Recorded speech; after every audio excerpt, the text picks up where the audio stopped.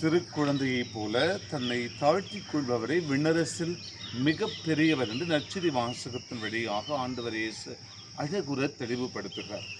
இன்றைக்கு திருத்தந்தையான புனித பொன்சியான், அருட்பணியாளரான புனித இப்போலித்துஸ் மறைசாட்சிகளுடைய நினைவு நாளை கொண்டாட அன்னையாம் திரு அவை அன்போடு அழைத்து மகிழ்கிறது. ஏறக்குறைய 3ஆம் நூற்றாண்டில் தங்களுடைய வாழ்வை சுரங்கங்களிலே அடைக்கப்பட்டு இரத்தம் சிந்தி இயேசுவுக்காக உயிர் துறக்கின்ற ஒரு சிறந்த பேற்றினை பெற்று கொண்டவர்கள் இந்த புனிதர்கள். இவருடைய நினைவு நாளில் சிறப்பாக நாம் குழந்தை உள்ளம் கொண்டவர்களாக, இறைவனுக்கு உகந்த மக்களாக, திரு அவையினுடைய வளர்ச்சிக்காக உழைக்கின்ற மாமனிதர்களாக வாழ்ந்திட வரங்கள் கேட்டோம். மன்றாடுவோம்.